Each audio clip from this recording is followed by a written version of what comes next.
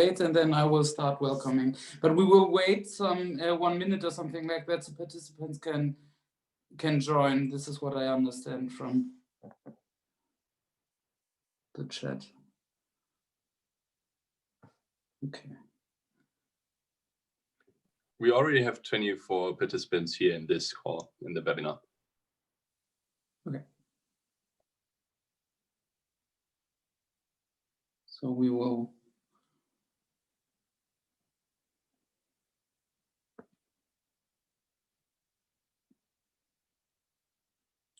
still wait. Welcome to the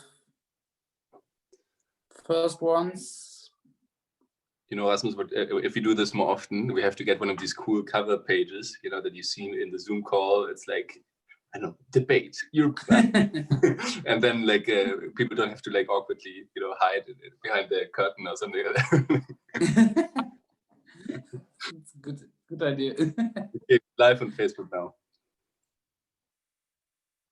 Okay.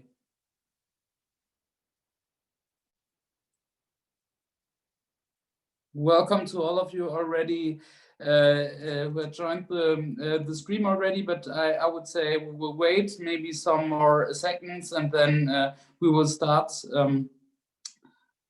with the event.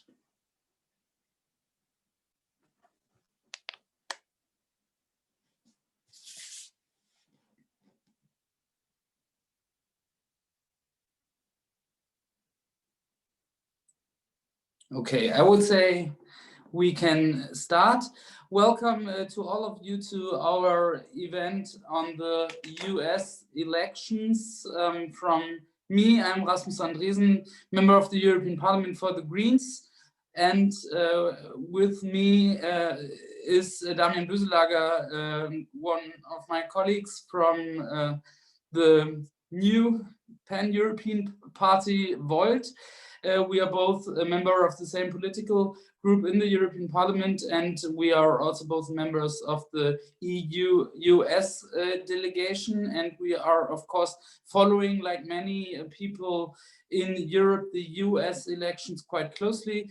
I mean, the US elections will take place in 2 days, and they have also very high meaning for policy, for politics, not just in the US, but also in Europe and for the world. I mean, this had always been the case, but this time there is much more at stake, like the future of our democracy, like on issues like global warming, social equality, and citizens' rights.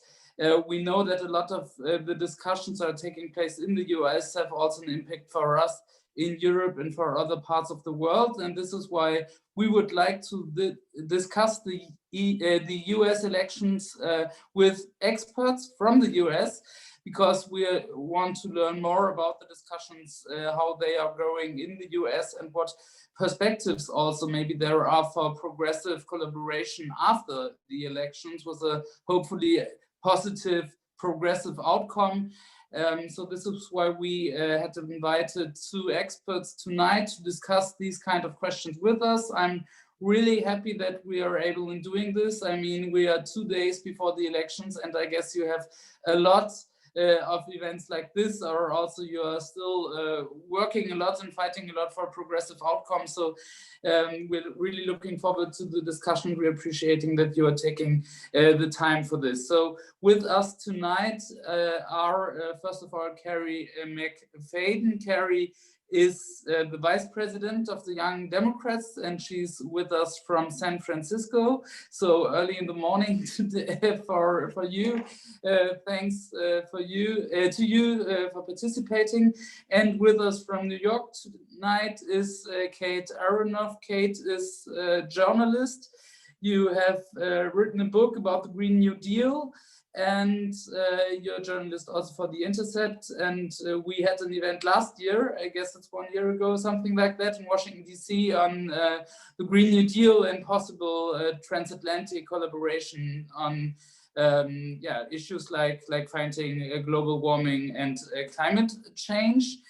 We would like to start with input from both of you. So I would like to start with Carrie, giving your perspective for some minutes. Then afterwards, Kate will give us her perspective, and then we will try to organize a discussion where Damian and me are asking you some questions, but where also you as participants can jump in. This means that you can, for example, if you're participating here in the Zoom tool, then you can send your questions in the Q&A function here in Zoom, or you could raise your hand, like I guess you're all aware of how to deal with that in Zoom, after we all have used Zoom and other platforms like this for the last months quite much. So then we will give you the floor, and you can participate in our discussion. But first of all, I'm really looking forward to the input of you two. So Carrie, please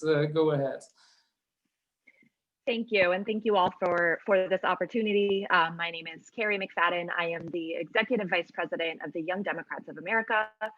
This election is obviously one unlike any that we have seen. As I was telling everyone before we started, I first got involved in politics when I was in high school, when the United States was about to invade Iraq. And then I was in college when Obama was elected. And so I've sort of been following politics for the last 15 to 20 years and been involved in every election. And this is unlike anything that we have ever seen. I am right now feeling obviously extremely anxious, but overwhelmingly, I think I am feeling hopeful. The amount of activism and just people being involved and people sort of feeling like they finally have a stake in what's going on. We've seen this this growth incredibly over the Trump administration, unfortunately. And I think it's all sort of culminating in this election. You know, I think for better or for worse, America has been sort of a leading force on the world stage.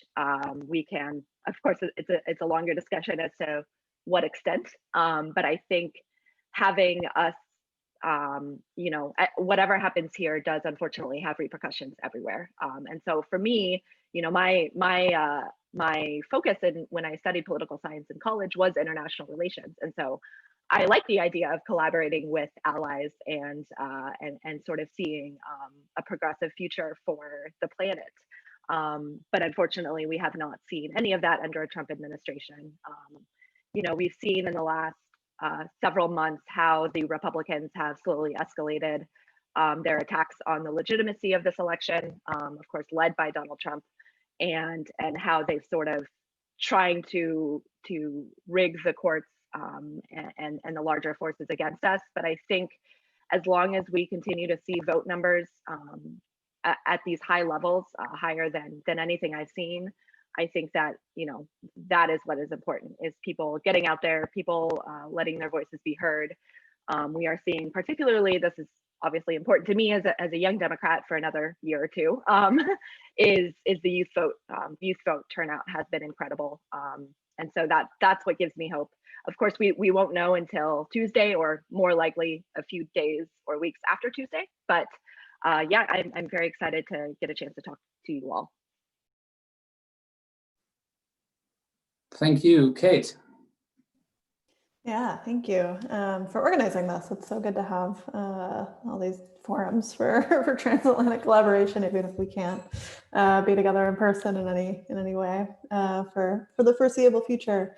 So, as I'm sure you're all aware of sort of the basics, unfortunately, everyone in the world seems required to follow U.S. elections to in some way, shape, or form. I wish that wasn't the case selfishly as an American, but such as it is. So I wanted to talk just very briefly about the role that climate in particular has played in this election, which is far and above any level it has in the past. We had the first mention of climate change in a presidential debate this year. It has really been it was a through line of the Democratic primaries that, Joe Biden emerged as the winner of. Basically, every Democratic candidate came out for a Green New Deal. And as you're probably also aware, Donald Trump is a climate denier and does not sort of believe in the science of climate change and has done everything in his power to roll back environmental protections. And so what we're looking at for this election is the opportunity to be able to push for a climate agenda and looking toward the next couple of months. We hope, obviously, that Joe Biden is elected.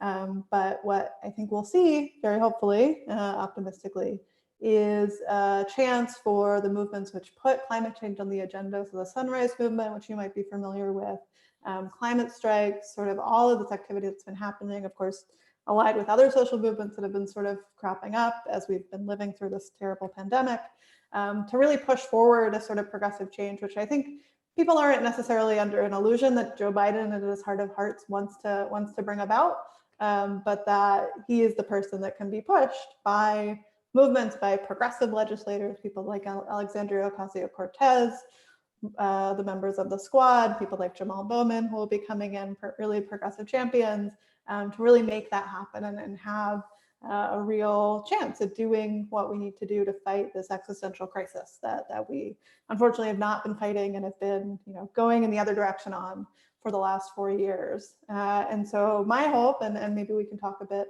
about this tonight, is not only that we have something sort of parallel to what Rasmus and Damien are sort of hashing out in the parliament for a green stimulus, a green New Deal is what we would hope for as sort of progressive climate folks in the US, but also to have that be an international process. We know that carbon emissions do not know borders, and the US, obviously in the Trump administration, but well before that, has not always been the most collaborative country on earth when it comes to either climate or really anything else. And so my hope is that there can be more connections than there ever have been between folks who are fighting for a Green New Deal in the US and folks who are fighting that fight in the European Parliament and at the governmental level, to really make sure that this response to the climate crisis, to this recession that we're now sort of hurtling into, is as internationalist as it can be, and it's really putting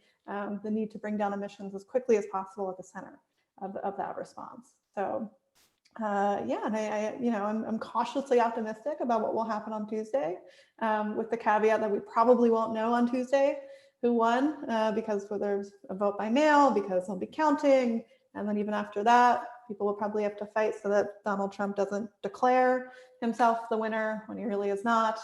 So there's a lot of steps to get to the place where we're fighting for a green stimulus or a Green New Deal. And I am hopeful that we will get there, and that we can be having more generative conversations in the months to come.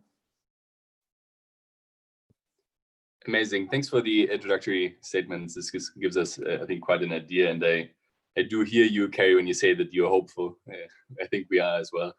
But that's why we want to learn more a bit about it. And I think Rasmus will ask maybe Kate a lot about the relevance of the green issues for the elections. And I'm very interested in, how they relate with the other big single topic issues, that we know about, and like abortion and others. But I did want to start with you, Carrie, asking a bit about what you talked to, which is, the progressive voices.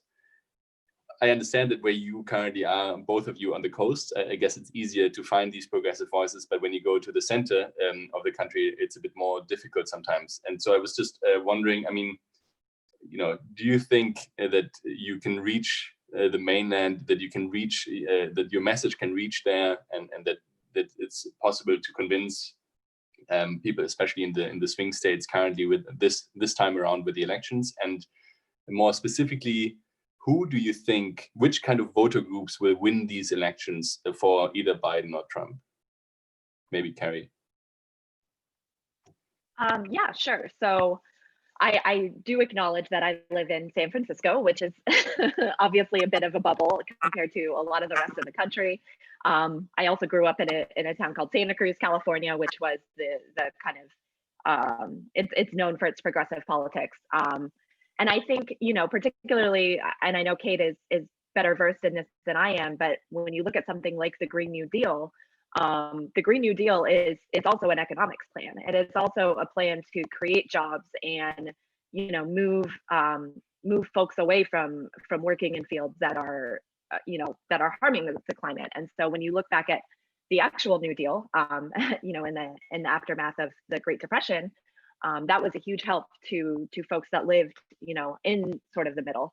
And I think, you know, the fact that we have, it's interesting when you look at the attacks that Trump and his cronies are levying towards Biden. They are trying to paint him as this super far left Antifa, you know, leading the charge. And people know that that is not necessarily who Joe Biden is. It's almost as though they assumed that they would be running against Bernie Sanders and then didn't modify their language accordingly, because they're sort of trying to paint Biden as I think this progressive boogeyman when he is, you know, fairly middle of the road in a way that I think is more, you know, might be more, you know, charming to those that are in more rural areas. And I think, you know, it's just about making sure that I mean, because I think the biggest issue with this election, of course, is coronavirus. And I think no matter where you live, you have been affected by coronavirus. You know that it, you know, whether or not you believe that it's real, and it's unfortunate that we even have to debate that. But I think, you know, it's something that has impacted every part of our lives for the better part of this year. And it's something that I think no matter where you stand on the political spectrum, you've likely, you know, whether it's job insecurity or economic insecurity, or, you know, the very real threat to life and liberty that this virus has shown us. I really think that that's kind of what's at stake. I don't know if Kate wanted to. What are the, sorry, just to quickly ask, like, who do you think are, you know, decisive voter groups this time around? Just to ask. Oh, sorry. So I think as we have seen consistently in terms of the Democratic voter base, that it's Black women who are the main group that is the consistent voters for Democrats. And so I think it's extremely important that Biden turn out and focus on young people of color, and you know, we have seen, I think we saw after the 2016 election that 53%, you know, of white women unfortunately voted for Donald Trump. And so I think, you know, it has been sort of this ongoing debate within the Democratic Party, I think, as to if we should be trying to reach disaffected sort of middle of the road voters who might be more independent, or if we should be trying to appeal to young voters who may have, you know, supported Bernie Sanders, but don't feel that the Democratic Party really speaks for them. And so I think that is sort of the growing pains that the party has had to wrestle with these last 4 years, and obviously that's something that will continue to face us going forward. But I do think that demographically, the Democratic Party is consistently saved, quote unquote, saved by Black women and by people of color who make up the base of our voters.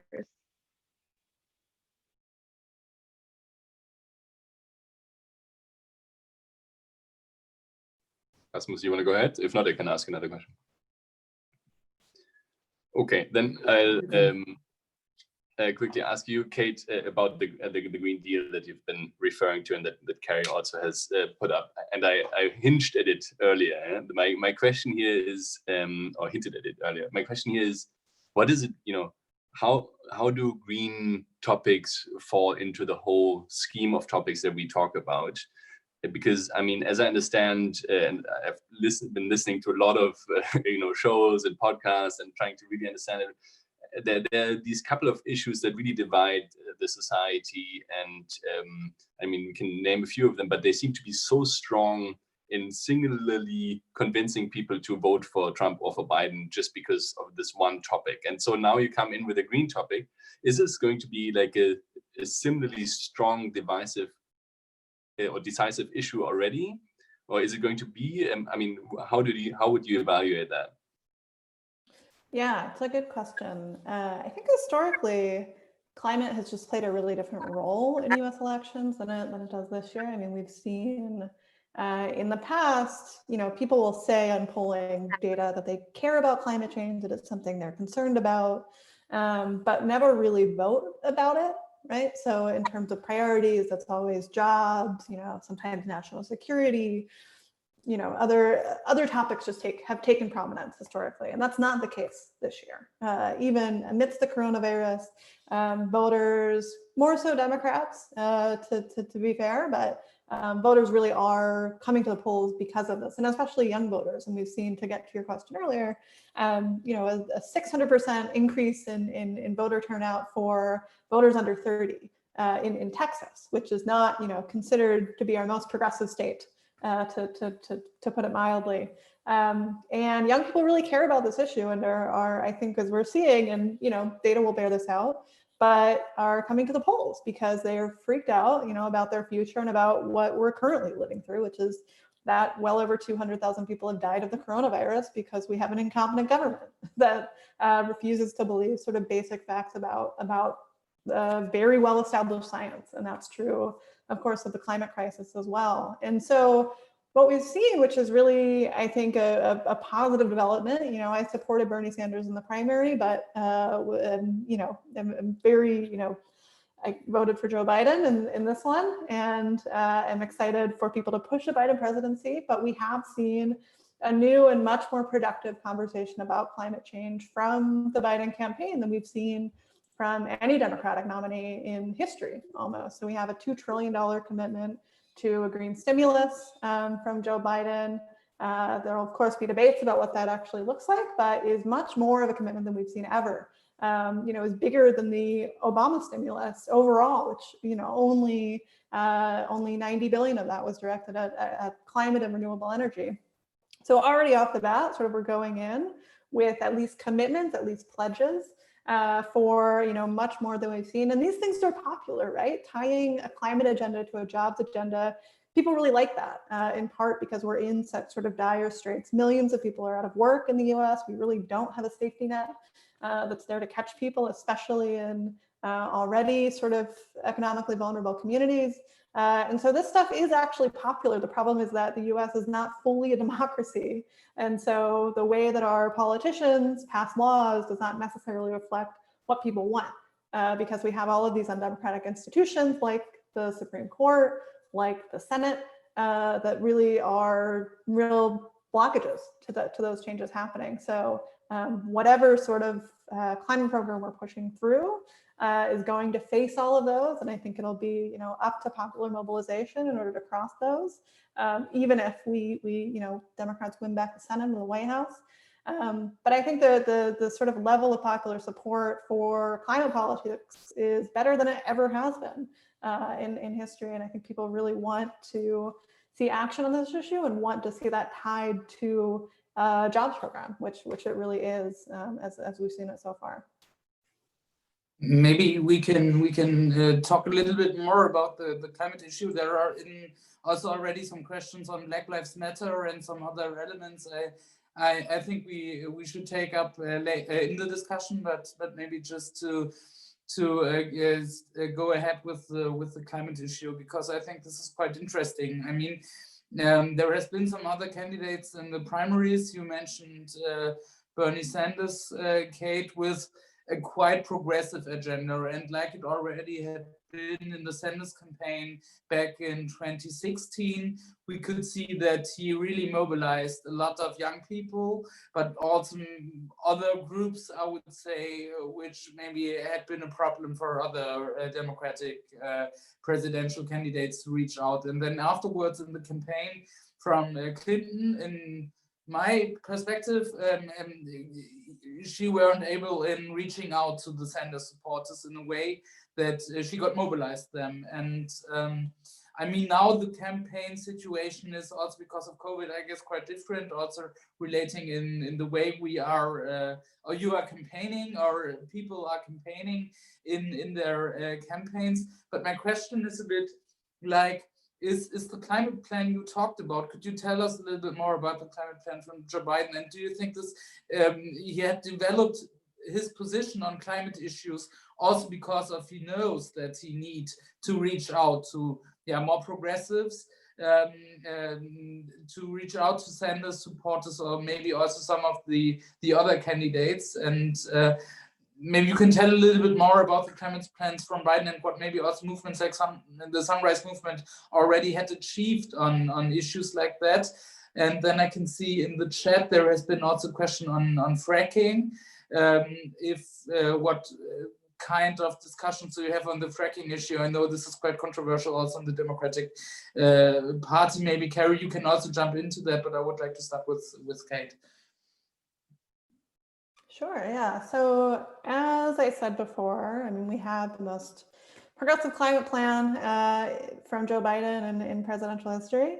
So that's $2 trillion for green investment. So that includes 40% of that going to frontline environmental justice and climate justice communities, the folks who have been most affected by fossil fuel infrastructure in their backyards, by the effects of the climate crisis.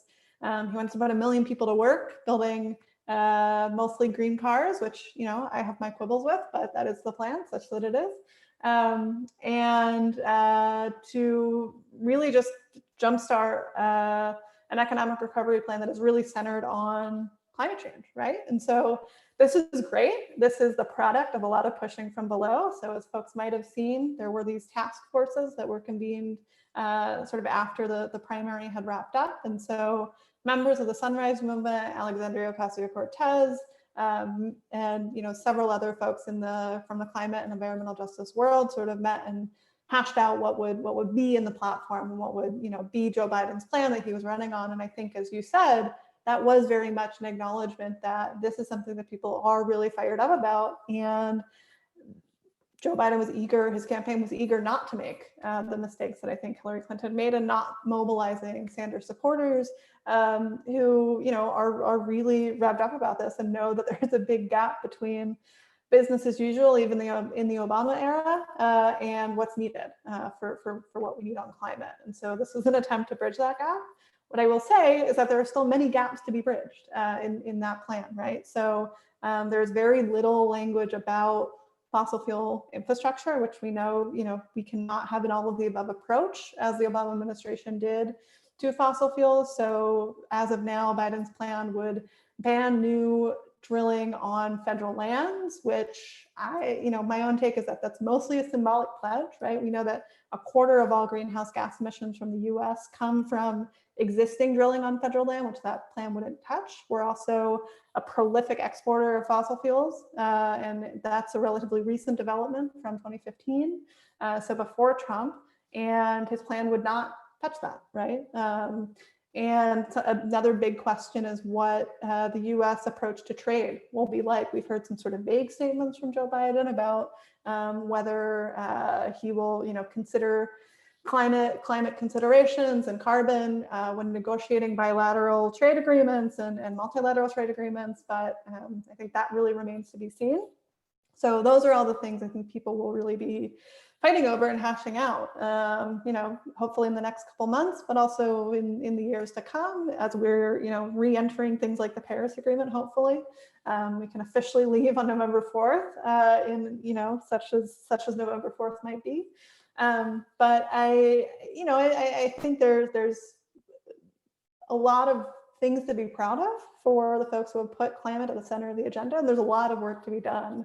I think even to get to the place where we're considering a plan that's remotely in line with science, which I think is not really a leftist position. I identify as a socialist. I supported Bernie Sanders, but I think plenty of what needs to be done on climate we might call sort of leftist, but is really just sort of policy in line with what's being demanded by, the Intergovernmental Climate Change lays out fairly clear assessments of the scale of change that's needed. And so I think the fight is to push the policy that's coming out of the US closer to that, more so than it is sort of an ideological question. I would say, and I would just sort of, provide some context for folks who, I think it's hard to grasp just how insane the US political system is, which is that the Democratic Party is effectively a coalition of center-right party in Europe and the Greens and the left and socialist parties are sort of all mashed together. And right now we're going up against a far-right party, which is the Republican Party.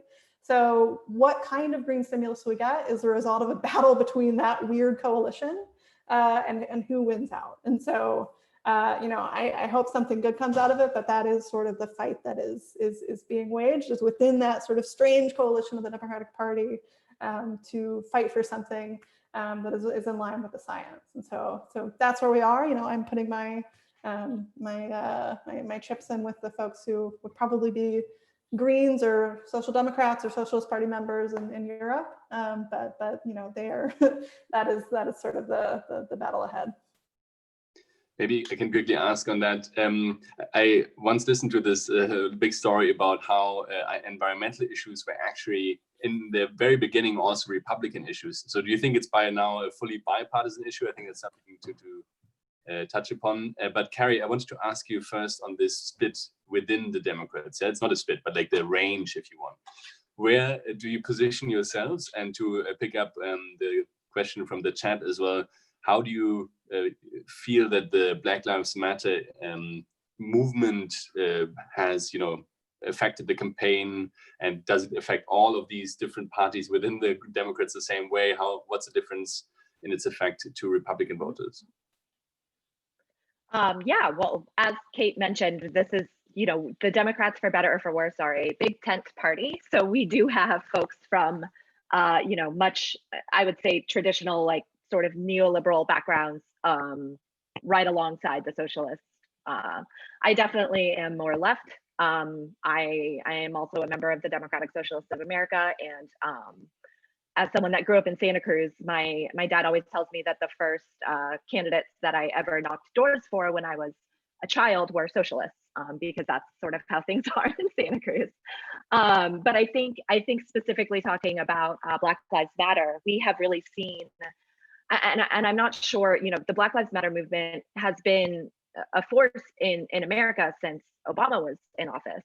You know, we have seen the continued murder of unarmed Black folks by the police and by law enforcement, and that's been a consistent pattern.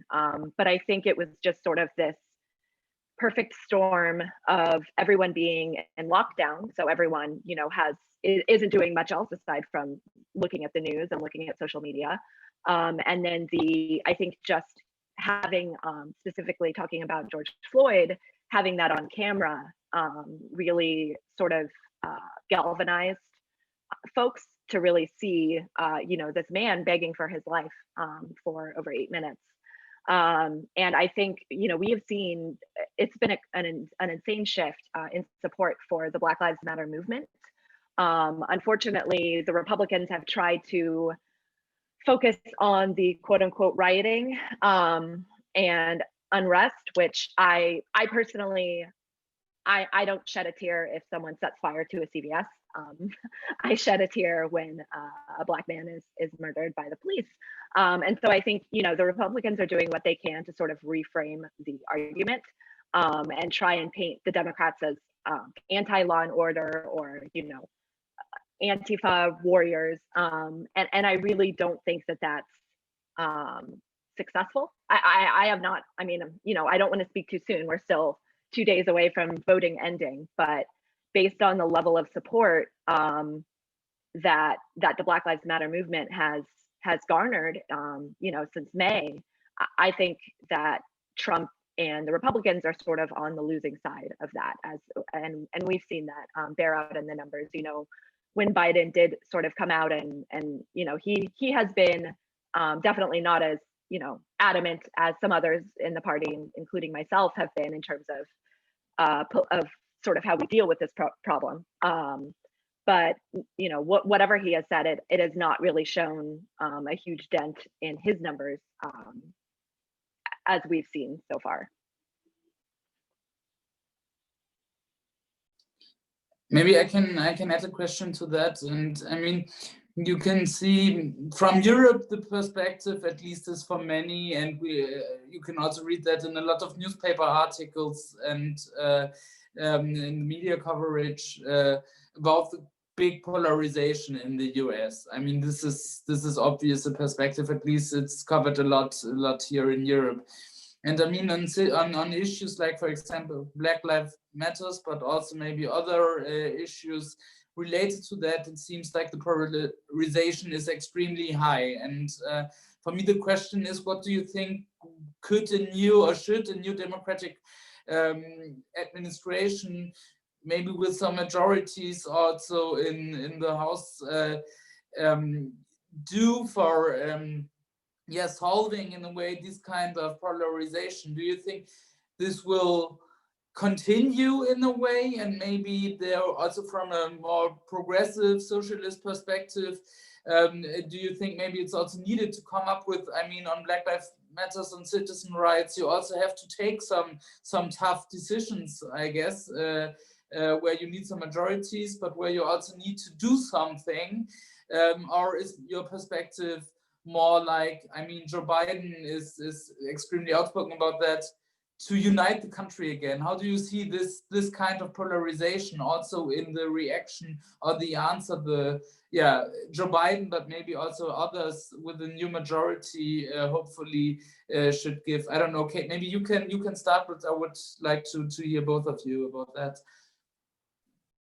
Yeah, I think, I'm always a little confused of what to make about the language of polarization, because I think on the one hand, we have parties that are extremely polarized, but as we've seen, most people in the United States are relatively united around, supporting racial justice, around supporting a very progressive agenda. Those things are really popular. And so I think the act of translation from that to what policy looks like is really tough work. And I think, when it comes to Black Lives Matter, which, as Carrie mentioned, has as that movement umbrella has existed, since the killing of Trayvon Martin in the Obama era, and has been around for a long time, and a really powerful force in our politics. And I think part of what was behind the sort of reemergence of that movement this summer, I think the coronavirus is a crucial context for that, right? And I think what we're seeing is a real sort of unveiling of the fact that our government is just better designed to protect profits, to lock people up, to start wars, is better equipped to do that than it is to keep people alive. And we've seen that in just so many ways, right? I mean, we have a healthcare system which prioritizes profit over health, the thing that it is supposed to be doing. And people have died because of that. People have died because the U.S. government has just never, as it well should, has not prioritized just keeping people healthy, and has really poured these resources into different things. And I think something that gives me hope for what the next 4 years could look like is sort of changes we're seeing at the city and state level in direct response to Black Lives Matter, right? And so we've seen police departments defunding in line with demands from movements, defunding the police, and trying to reinvest those resources into education, into healthcare, into community services, to really take away from this horrible misallocation of resources that we have, which is the fact that the police, which are a danger for many people, are now providing all of these functions which they have no business doing, right? And that's everything from emergency response to dealing with mental health crises, to just a whole range of social services that the police should have no role in at all, and that presents a real danger to people. So I think we've seen, as on other issue areas, we've seen change really trickle up from movements, from below, from cities, from states. And I think, it will be unavoidable that we need to have a response to the coronavirus that really prioritizes Black lives, and I think really thinks systemically. And I think this is something folks in the climate movement have been thinking about as well, how to really rethink our social contract, which is broken right now, right? Trump didn't come out of nowhere. Certainly, we've had a Republican Party veering toward the right, a very racist veer to the right. for decades now. And so I think this crisis that we're living through now, both in the economy and with coronavirus, and the climate crisis, is really forcing a rethink of what it is our government is for. And I think that is a scary moment, certainly to be in, but I also think there's a lot of opportunities in that, to really, think about what we need our government to do and what it owes to our people. And I think, Black Lives Matter has been a huge part of really pushing that conversation into the mainstream in a way that I think will be really reflected in what sorts of policy we see from, again, what I hope is a Biden administration. Maybe I can add something. Do you mind if I? Oh, sorry. No, Carrie. Actually, yeah. Maybe you go first, and I ask my question afterwards. Yeah. Oh no, I was just going to kind of tag on to that and say I do think one of the things that makes me hopeful about the Black Lives Matter movement is that I hope that it starts encouraging people to take a look at down ballot races and candidates, because obviously, while I think things would definitely be helped by Joe Biden being president, there's also, it's encouraging folks to look into, for example, who their district attorney is. And in the US, your local district attorney is the local elected official who decides, what cases go to trial, what they're going to prosecute.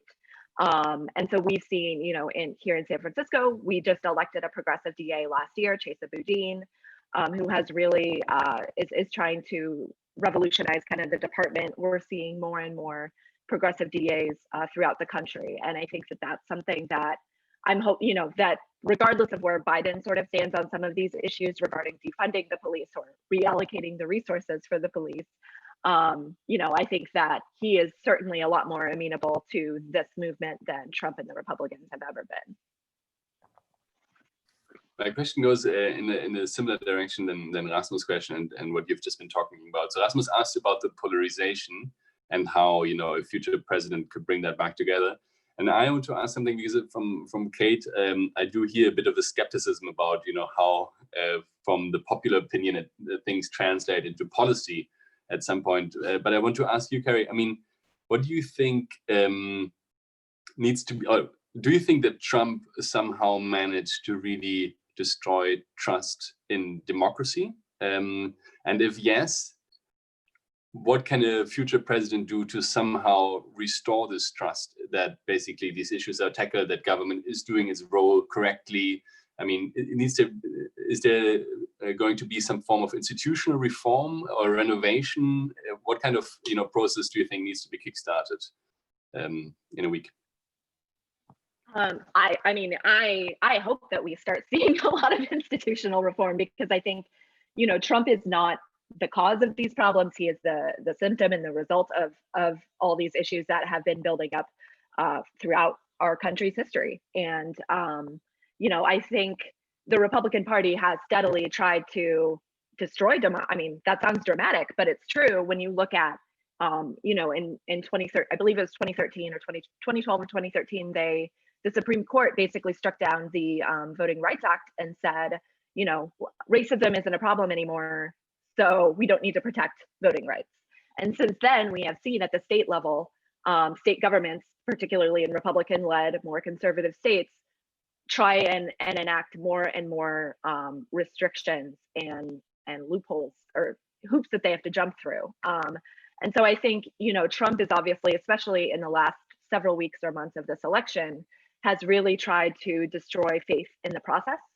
And so I think, we will be operating, assuming, if Biden wins, knock on wood, that we will be kind of operating from that trust deficit.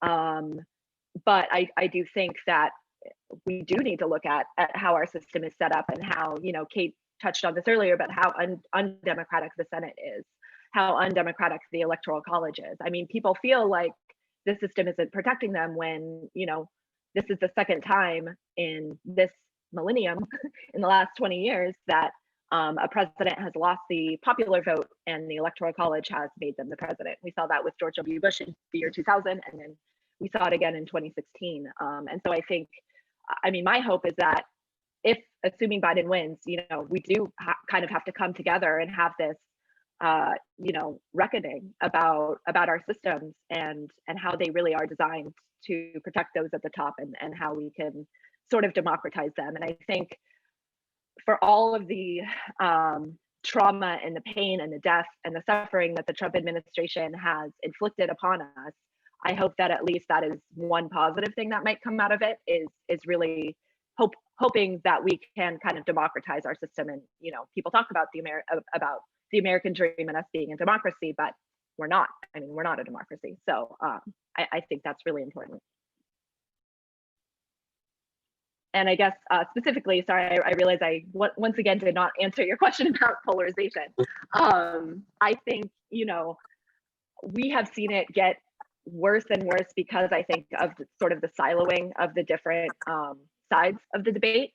We have seen it particularly on the right with Fox News and sort of the conservative media bubble, which is giving false information to their voters. And I don't know how much you all in Europe have heard about QAnon, but that is something that is also terrifying to me. That is one of the things that I'm the most scared about, is just all these people who are buying into this conspiracy theory and legitimately believe it. And those people are not going to go away, regardless of who is elected. And so I think we are going to have a lot to reckon with in terms of not only polarization, but disinformation and misinformation. Okay, thanks a lot for that. I see that there are some questions in the chat, so maybe I don't know, Rasmus, if you have any of them ready. If not, yes, I have. Go. You can take the one with the professional and college sport, but I would like to ask one question on the. I mean, this is also an interesting question, but I would like to start with the other question on.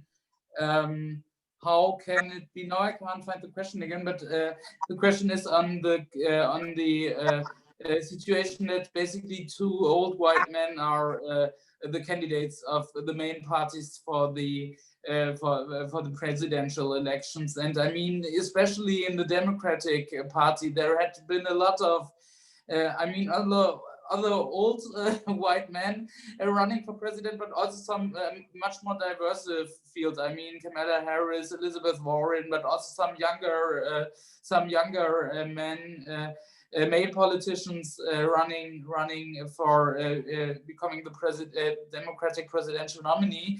And at the end, I mean, Joe Biden won, and the polls were a little bit like they had been at the start of the race.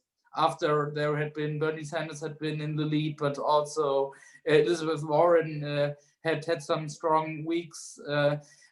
What is your thoughts about that? Why is the US ending up with two old white men, with especially now where you can see that a lot of the issues we were talking about, and you argued for that already, are majority issues in the US, like the Green New Deal, and but also citizens' rights. Why is Joe Biden now the nominee? I mean, with Trump, it's more obvious. I would say he's the president, and presidents are not challenges. I understand so much in your electoral system, but in the Democratic Party, there had been a chance for change. I don't know, Carrie, would you like to start?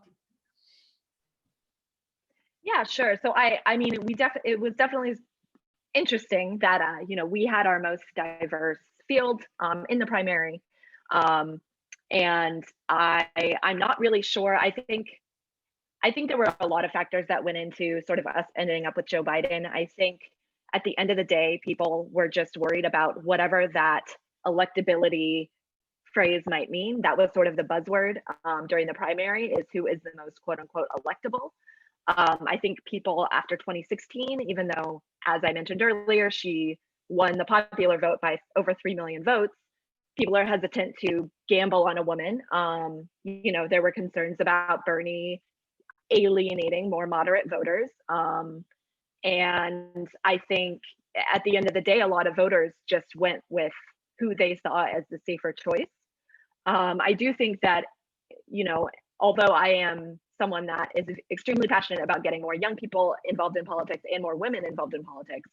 I think even though like you said, they're both old white men, we have seen, examples of old white men who do very well with young people and more progressive forces.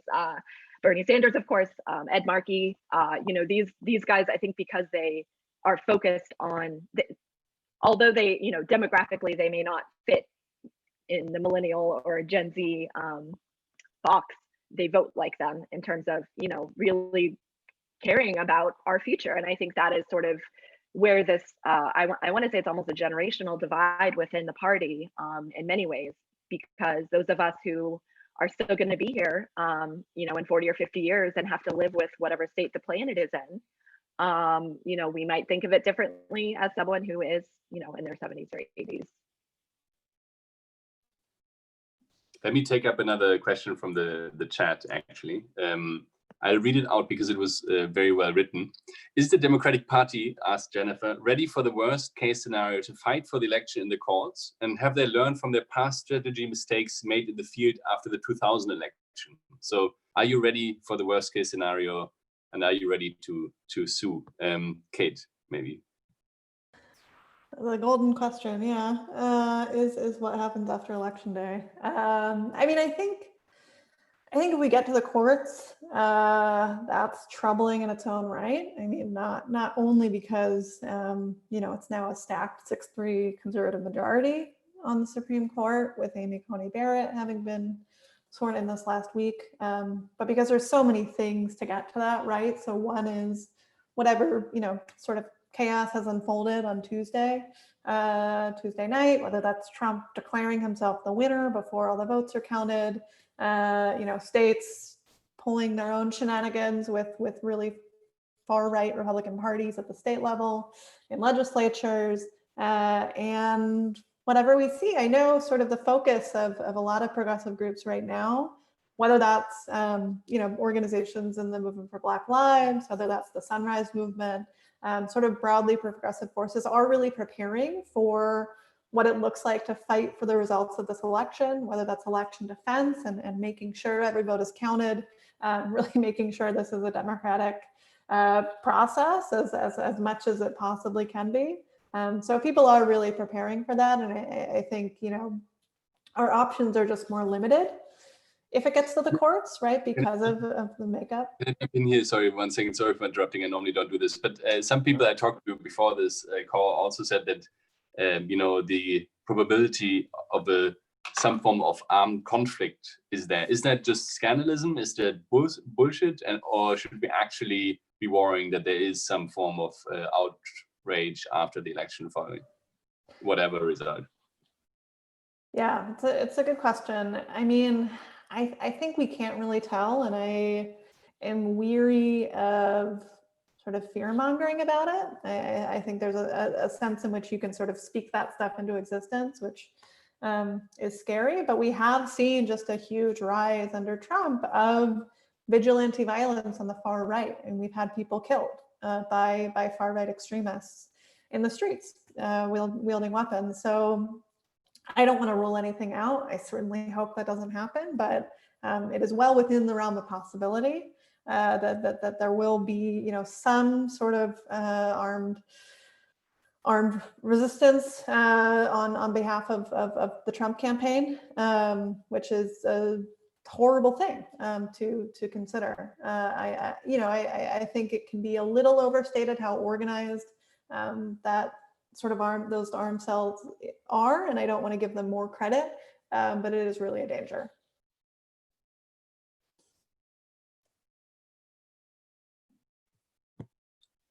Carrie, I don't know if you have any thoughts on that, because I would just be very interested if I can add one little tinge to it. If Trump wins, what would you do in terms of reaction to the election? But also add your points to the previous question.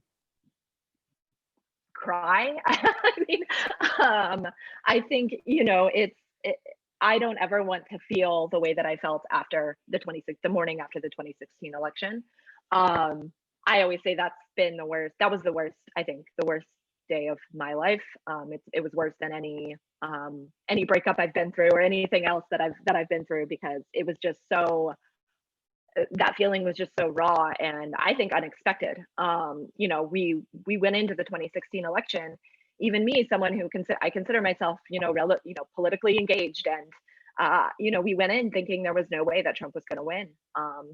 And so I sort of, like, you know, like Kate, I don't want to speak anything into existence. I think there are forces on the right that have completely taken everything that Trump says literally and take it to heart. You know, we've seen this escalation of violence and violent threats. I mean, we saw recently the plot to kidnap a sitting governor because they thought that she was, you know, trampling on their freedoms by asking them to wear masks. And, you know, this is something that it's definitely a possibility. I think Trump is going to do whatever he can to play into that. And I think for me, what I'm just trying to tell my loved ones and the people around me and everyone that I can is that we likely will not know the results on election night. And whatever Trump says, you know, that's likely going to be a distraction.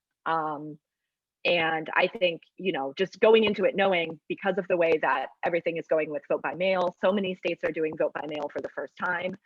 Here in California, we're doing it's all everyone was sent a vote by mail ballot for the first time.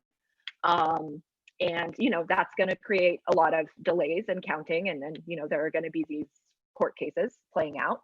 And so I don't know, you know, for one of the first times in my life, I have no prediction and I have no idea sort of how this will play out. I'm hopeful that it will be peaceful, whatever happens. But, you know, I have seen that just the level of disconnect and the level of violence from some of his most adherent supporters is scary.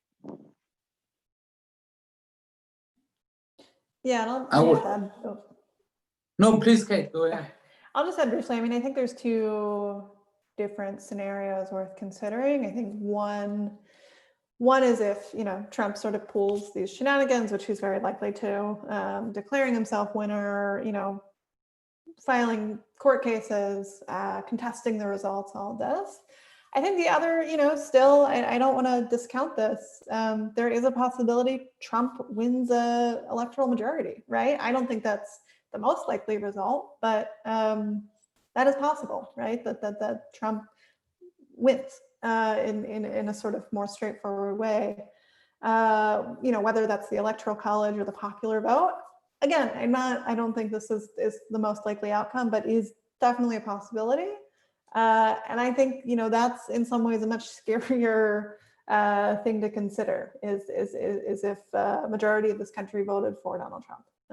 And I think there's a real question about what, you know, the US is at that point. And I think if Donald Trump wins, I think, you know, the international community especially should really take a hard look at the United States and its role sort of in the international system, and really question whether it's worth, you know, having the US as the major superpower in the world. And I think, you know, there should be really sort of hard conversations in the European Union, in the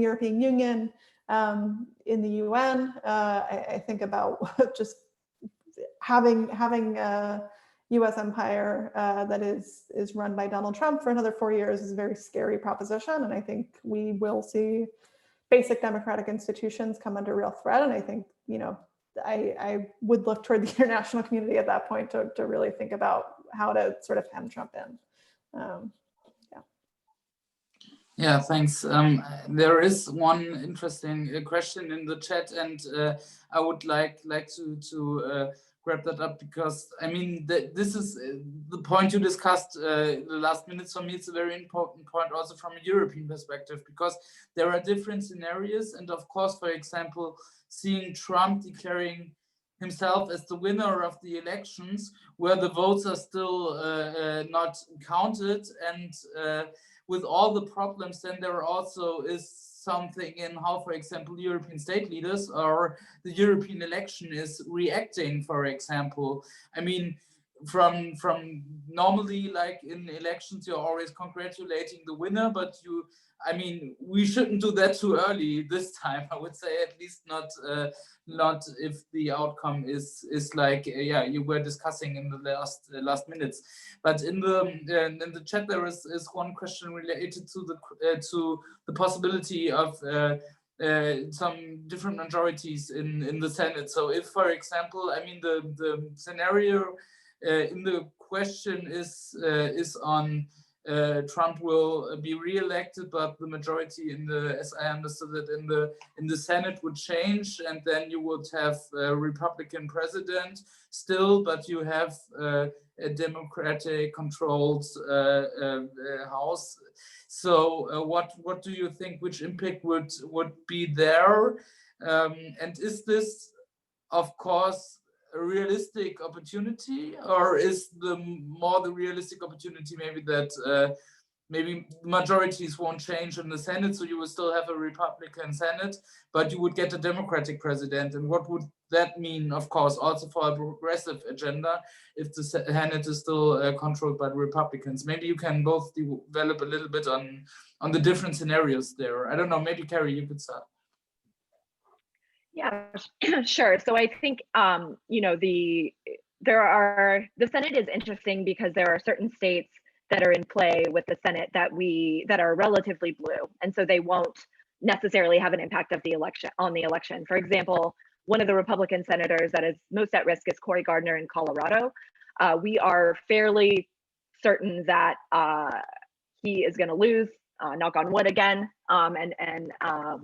and we're also fairly certain that Biden is going to take Colorado because it's been blue for the last several elections. So I think, but I do think in a lot of the Senate seats that are in play, it would be unlikely, I think, for a lot of folks to vote for Trump at the top of the ticket and then a Democrat. I mean, it's certainly possible, but I'm just kind of running through in my head all the various Senate candidates. But I think I have seen zero predictions of the Republicans taking the House back, thank God. So I think in terms of those scenarios, it is entirely likely, though, that if Trump is reelected with a Democratic Senate, I think we will be in a better place than we are now, certainly. I mean, what we have seen with Republican control of the Senate is all these pieces of legislation being passed in the House and then sitting on Mitch McConnell's desk collecting dust because he refuses to do his job and govern the country. We've also seen, you know, with these Supreme Court seats, it's up to the Senate to sort of advance them and hold the hearings. And, you know, these are things that are solely decided by the Senate and the Senate Majority Leader. And so I don't really know what would happen, you know, if Trump is decisively reelected, which just gave me a chill, then I don't really know what he would try and do sort of to our institutions. But I do have more hope if he is then hopefully hamstrung by a Democratic Senate and a Democratic House, because, you know, after 2018, we saw this great blue wave in the midterms and we flipped the House. And so now the House has a pretty comfortable Democratic majority, but unfortunately that is completely useless when the legislation still has to go through the Senate, and the Senate has been the stop gap there. So I have a question about. Sorry, Kate, and then maybe you can add it to your answer. Sorry for jumping in, but I have a question regarding the Republicans, because you said many institutions are harmed, but I do also have the feeling that the Republicans as an institution are almost the most harmed if you think about it. And so I was just wondering whether you see splitting, whether you see more dissenting votes, you know, famous Republicans coming forward, or whether they're still keeping in line because they know it's a power game and the power lies, you know, with whomever brings in the administration. So where do you see, or how do you see Republicans reacting, I think would be a question. But Kate, I don't want to kill your thought from before, so please also feel free to answer to anything. Yeah, no, I didn't have much to add other than that. You know, I think every scenario is basically on the table, and we'll have to see. But I would hope that, you know, a Democratic majority in the Senate could start to think about institutional reforms, even if Trump is president. Yeah, on the Republican Party, I mean, if Trump does lose decisively, and I think especially if the Senate goes back to the Democrats, I think we don't really know what the Republican Party looks like without Trump, in part because, you know, Trump is very exceptional in certain ways, but is also in many ways the product of this project the right has been trying to carry out for decades now, which is, you know, to essentially protect corporate profits from democracy and to enshrine white supremacy into the highest levels of power. I don't think that goes away if Trump goes away. You know, I think that is still pretty core to the Republican Party's DNA. What I think we'll maybe see, which, you know, I think all of this is a little speculative at this point, but I think they will give up slightly easier fights. So climate actually, I think, is one of those things that we could see a sort of bizarre pivot around and see a Republican Party that looks a little bit more like a more traditional right-wing party in the US, and that it doesn't deny climate change anymore. It's already sort of moving away from that in some ways, but is pushing things like hardened borders to deal with climate refugees, is, you know, pushing for many of the things it has been before, but without denying climate change in the same way. So I don't know how likely that is. It's very possible that they just keep denying climate change. I don't think there's much life left in that, and they're already moving away from that again.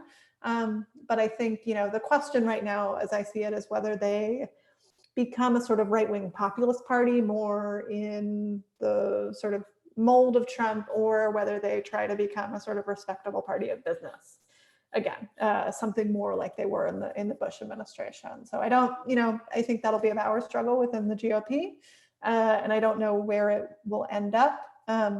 I would probably think something of, you know, some combination of the two is more likely, but all remains to be seen.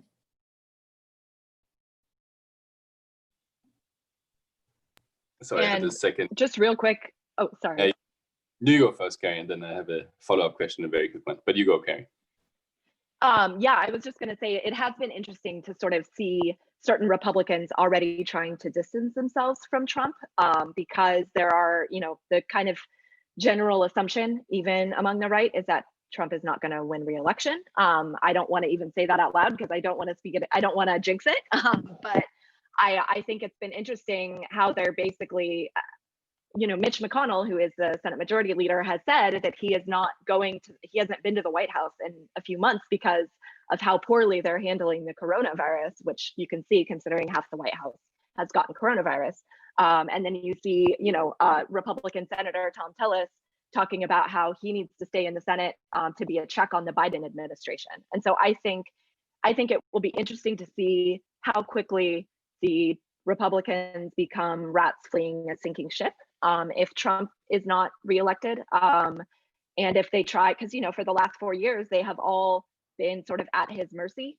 We have seen this in Republican primaries where, you know, sitting members of Congress are afraid to come out against Trump because they're worried that will lose them their elections. And so I think it will be interesting if Trump loses to see just sort of how the Republican Party tries to reorient itself. I mean, if Trump hadn't won in 2016, I think the Republicans knew that they were slowly losing their grip on power just by the demographics in this country. You know, we are slowly becoming a majority minority country. And, you know, as we've seen the Republicans trying to keep people from voting, they're doing that because they know that their days are numbered unless they try and cheat the process. I wanted to come back. I mean, my interest in institutional change comes from two perspectives. One, I'm also part of the Constitutional Committee in the European Parliament, and the second is that I've founded a new party, and so for me, innovation in politics is something very interesting. So, do you think that, first of all, I mean, how can you change the electoral college or reform that kind of system? How does that work technically? Just maybe don't go in all the details, but like is that even possible? I think that's my first question. The second is, when can we get a third party in the United States of America? Is that going to be, I mean, can you change the electoral law in a way that this would help and this would happen? Because I think it could really solve a lot of your issues, to be perfectly honest. But I don't know. What do you think about these two questions? Maybe we start with Kate, because Carrie just spoke. Yeah, unfortunately, I'm not the expert on how you go about changing the electoral college. I mean, I think a prerequisite is a Senate majority and to support a president. In order to do that, I think you can, through party structures, de-emphasize it in certain ways. I think the question of what, as I understand it, what it would look like for the U.S. to have a parliamentary democracy, which is something that people have been excited about for a long time. And I don't know, how imminent that is. Our two-party system does not work. Was not really designed to deal with democratic majorities in any way. It was designed, by slave owners 300 years ago, and is not built to last, and has created, the sort of mess in some ways that we're in now. I mean, right now, as you probably know, third parties are just locked out of relevance with a first past the post system. It makes no sense.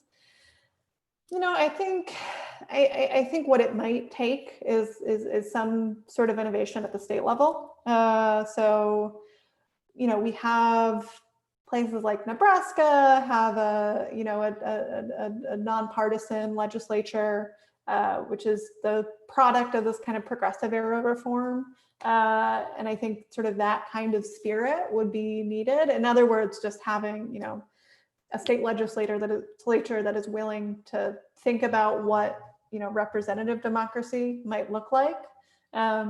I think it would really go a long way, and I think it would really radically change politics to have more sort of parties at play.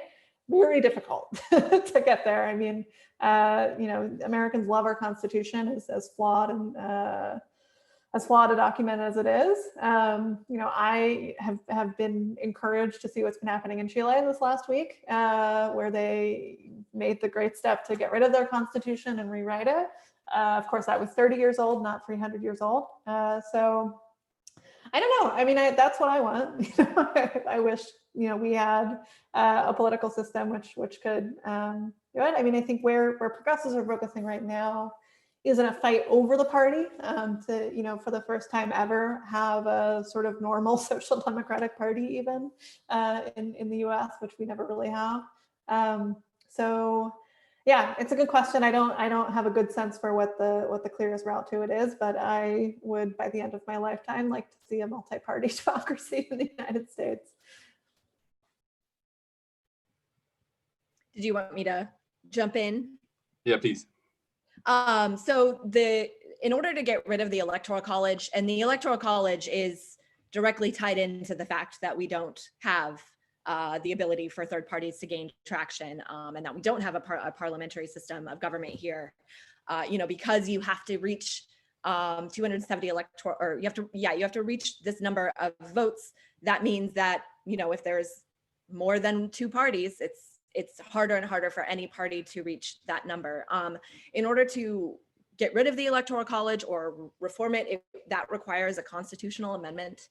But there is something called the National Popular Vote Compact, which was started by a few state governments. And I think so far 13 states have signed on, plus the District of Columbia. And what that means is basically all these states have pledged to cast their electoral votes for whoever wins the national popular vote.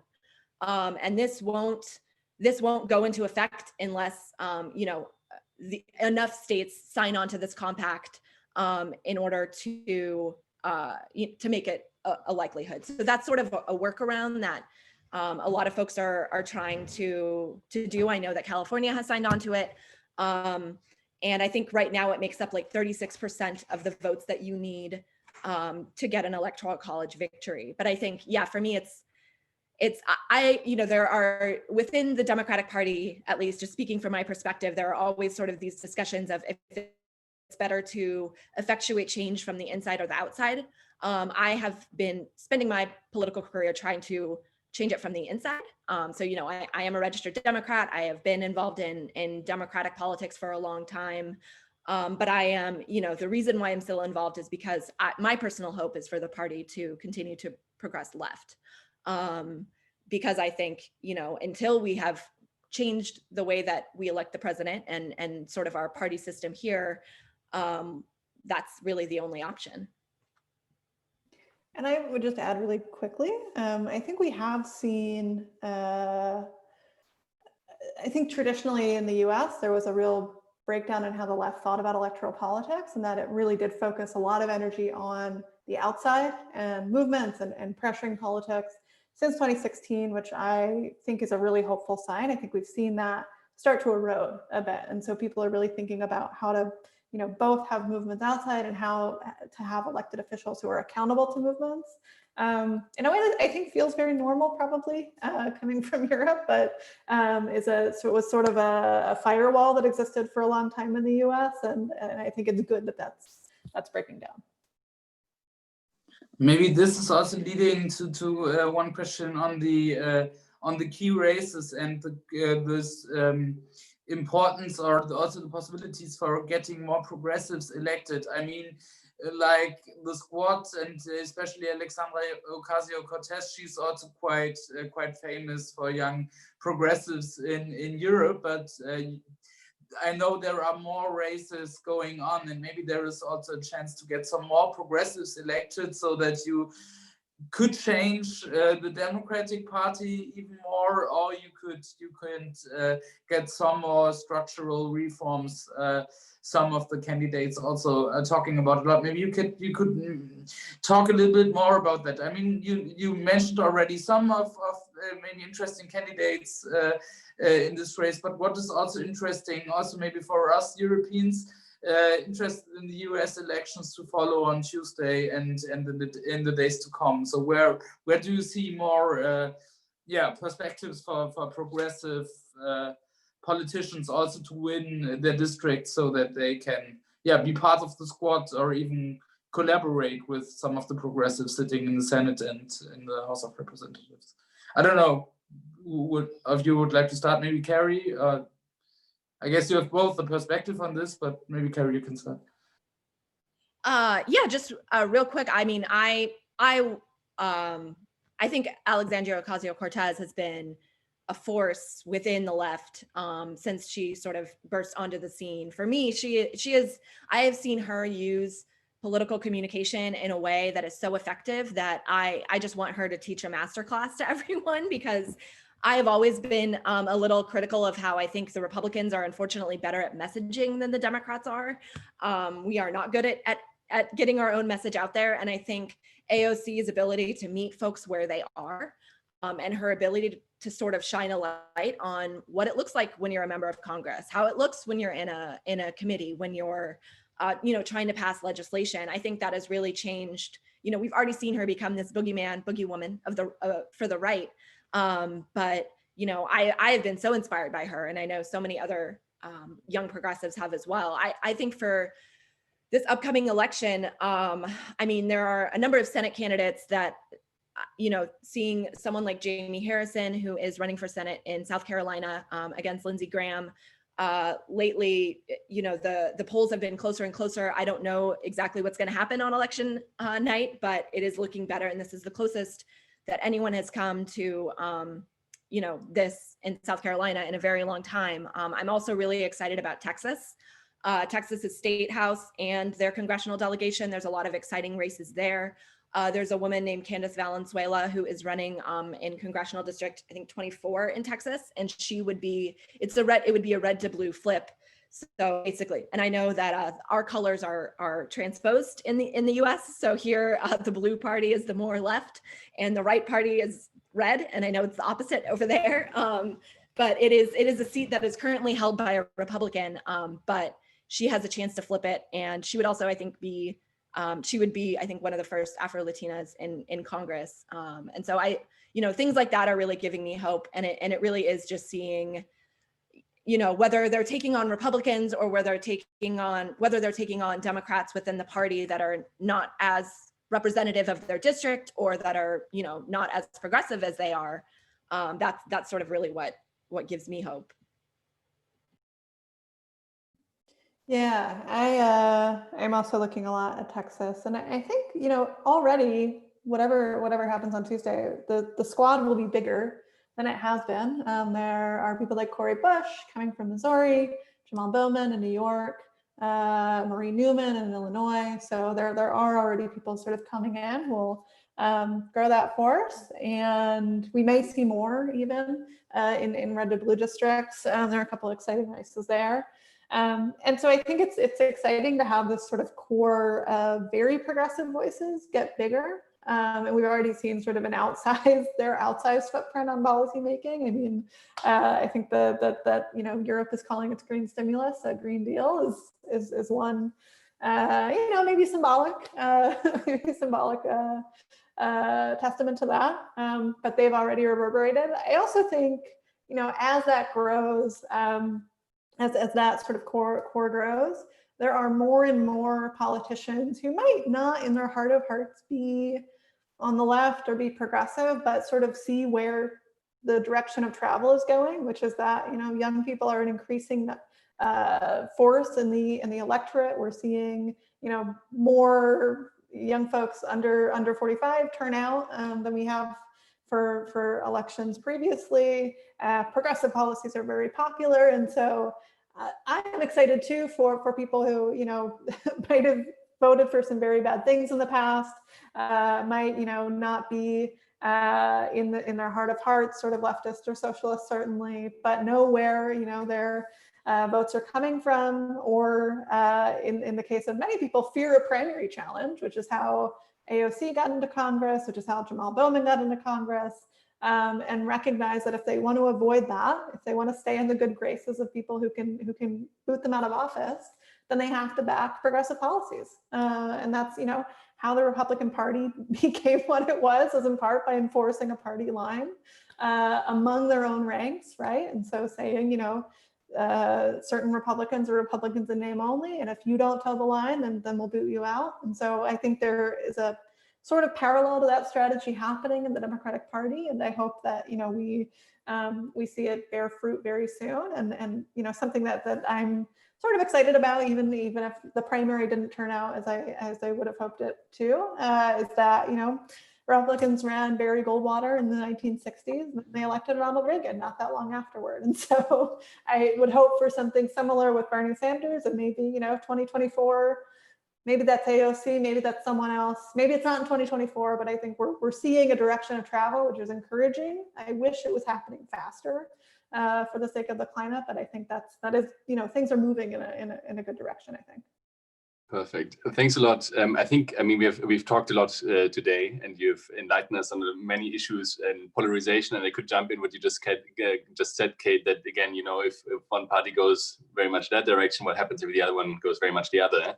But I think we covered all of these topics. I'm very, very curious to see what will happen. I mean, probably not as curious as you are, but I think you can rest assured that at least mine, and I think Rasmus' image as well of the United States is not completely tarnished by these last 4 years, and that we very much appreciate your country and very much believe that there's a lot of hope there, as you said, Carrie, in the beginning actually of our conversation, that we can be carefully hopeful in a sense.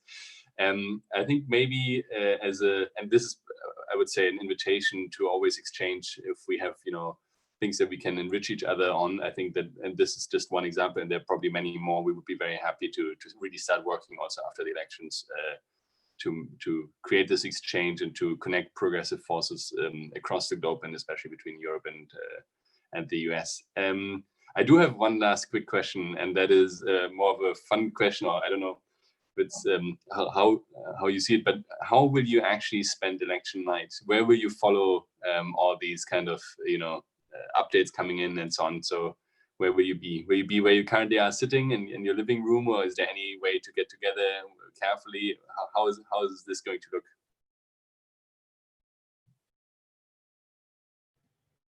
I still haven't decided. I don't know if I want to be around people or not, because I know that I'm going to be a ball of anxiety. So more likely I will be at home in my PJs with some ice cream and maybe some some marijuana or something, because I don't I am feeling very anxious, and I know too that at the end of the night we probably won't know the answer. But I just, like I said, in 2016 I was with friends, and of course we were anticipating that it would be a celebratory night of, you know, yay, we have the first female president. That is not how the night went. And you know, if I'm gonna cry, I would rather do it at home. And Kate, what's your look Yeah, tonight? I actually just talked about this last night. I think the plan right now is, in the midst of a global pandemic, obviously being inside is very tough. I have one friend, or two friends actually, who live in the same place, with a heat lamp and a backyard. And so we're going to try to have as much as we can, a socially distanced, you know, I won't call it a celebration, whatever, you know, watch event with a lot of alcohol, and, you know, to make it as pleasant as possible, whatever ends up happening. Yeah. Do you all stay up late to watch the results, or just wake up in the morning? Considering it, I was actually planning on doing it, but now that you tell me that we don't even know the results at the end, I'm not sure it's worth it.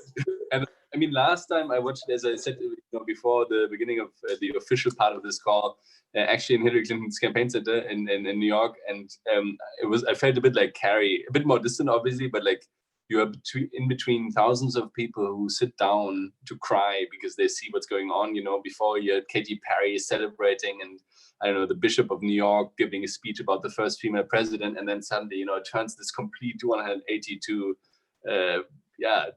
I mean, despair almost, and then it rained the whole day. It was really weird the next day as well. So I'll be probably at home, but I'm not sure if I'll watch the whole thing. I don't know, Rasmus, will you watch the whole thing in the night?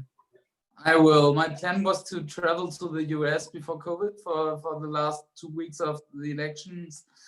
And this isn't possible now, so my plan is to stay and to look on at least the developments. Last time I had been at a big event at a university in northern Germany discussing also US politics, and I came there, and CNN gave it a 90% estimate that Hillary Clinton will win the election, and I went home after, I guess the possibility was at 20 or 30%, and my hope is that it will not be the same this time. So I fully understand, but in solidarity, I will stay awake the whole night.